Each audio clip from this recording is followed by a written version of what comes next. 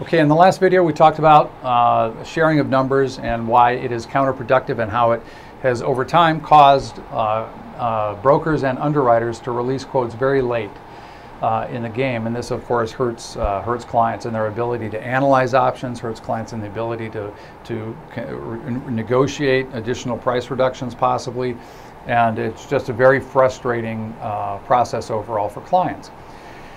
It also, what it does is, what clients don't realize, another negative aspect of sharing numbers when clients do this, is that they don't realize that they gain a reputation.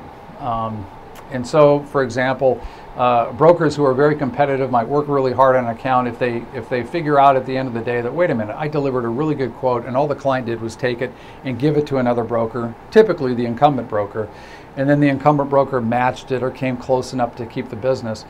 Well then, the broker that lost, the broker that worked so hard to set the low water mark but didn't end up getting paid, the underwriter that worked so hard to deliver a good quote but ended up didn't write the business, well, they talk about that client. And in the future, that good broker and that competitive underwriter is very likely to decide, you know what, we're not going to work on that account.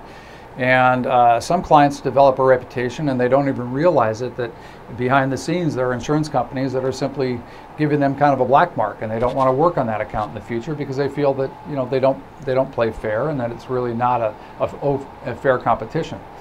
So we recommend very, very strongly to clients that they don't share numbers. And there are some significant benefits when you commit to not sharing numbers. Number one, we believe you can get better brokers involved.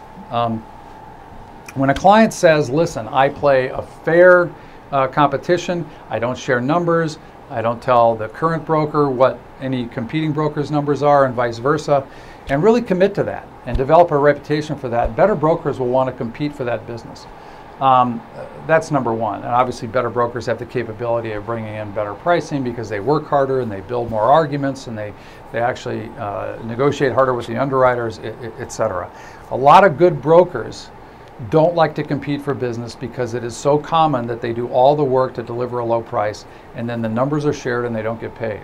So a lot of brokers take a business model, their business model is really to take accounts by broker of record letter to avoid, at least in part, to avoid that frustration, that waste of time that benefits the client in terms of driving pricing down, but ends up ultimately not benefiting the broker. So better brokers can get involved when clients are very committed to a policy of not sharing numbers with anybody. And obviously, if you have an incumbent broker that you really, really are committed to, you can't do this because you want your incumbent broker to win. So it's a decision we think clients should make. If they ever do want competition, they should take a policy, we're not going to share numbers, and that should apply to everybody, including the incumbent. And if a client makes that very clear to the competing brokers, they will work harder, much harder, thinking that, hey, this is a really good opportunity for me. Second thing is you can demand earlier quotes. If brokers are coming in and you're telling them, look, I'm not going to share numbers, it's a fair competition and whoever wins, wins, then you can also demand there's no reason for the broker to show up late. In another video we show how to enforce this and we get into more detail about how to get earlier quotes, but right now we're going to say you can get earlier quotes if you will commit to not sharing numbers, if you're committed to that policy and convey that to the brokers and convey it repeatedly and sincerely to them. The brokers will meet an earlier deadline, you will get your quotes earlier.